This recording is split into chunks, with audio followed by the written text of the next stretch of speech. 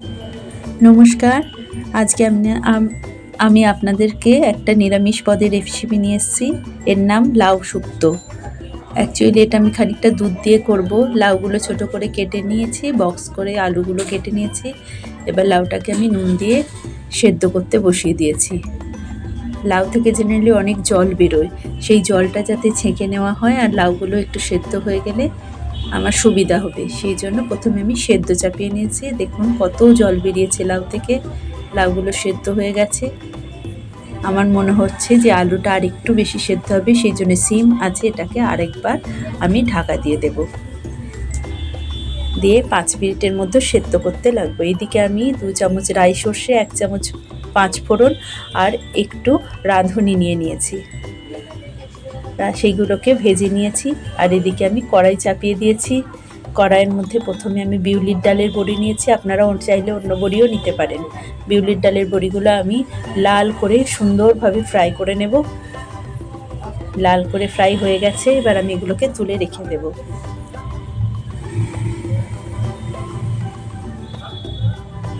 তুলে রেখে দিলাম।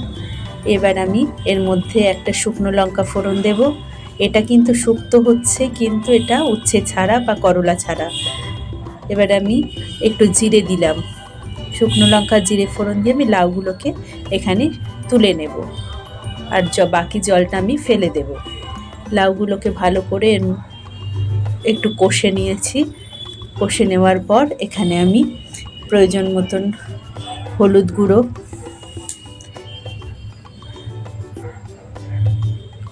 দিয়ে দিয়েছি। এরপর আমি এটাকে ভালো করে মিশিয়ে নেব, আর অল্প একটু নুন দেব, আর একটু হাফ চামচ মতন আদা বাটা দিয়ে দিয়েছি। এরপর আমি 1 কাপ মতন দুধ এই লাউয়ের মধ্যে ছড়িয়ে দেব। এবার আমি ভালো করে কষিয়ে নেব। আর দেখুন পোস্ত গুঁড়ো করে রাখা ছিল, সেই গুঁড়ো পোস্তটাও আমি দিয়ে দিয়েছি।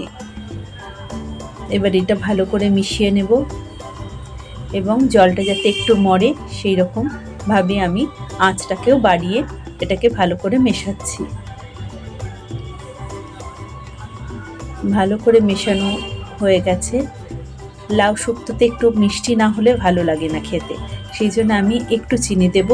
যদি কারোর সুগার থাকে বা কারোর চিনি ব্যবহার করতে ভালো না লাগে, তাহলে তারা চিনিটা স্কিপ করতেও পারেন, কিন্তু আমি একটু চিনি দিয়েছি। চিনিটা অপশনাল। এবার আমি এগুলোকে ভালো করে মিশিয়ে নিয়েছি। মিশিয়ে নেওয়ার পর আমি যে 5 ফোড়ন, রাই সর্ষে আর রাঁধুনি গুঁড়ো করে রেখে দিয়েছিলাম রোস্ট করে, সেই গুঁড়োটা ছড়িয়ে দিলাম। এবার এই গুঁড়োটা ভালো করে শুক্তোর মধ্যে মিশিয়ে দেব। মিশিয়ে দেওয়ার পর আমি লাস্টে বড়িগুলো দিয়ে দেব, যেগুলো আমি রোস্ট করে রেখেছিলাম। বড়িগুলো ছড়িয়ে দিলাম। এবার এই বড়িগুলো দিয়ে শুক্তোটা একটু ভালো মতো মিশিয়ে দেবো। দেখুন আমার লাউ শুক্তো পুরো রেডি, গরম ভাতের সাথে সার্ভ করলেই হবে। Thank you for watching. যদি ভিডিওটা ভালো লাগে আমাকে সাবস্ক্রাইব করবেন প্লিজ।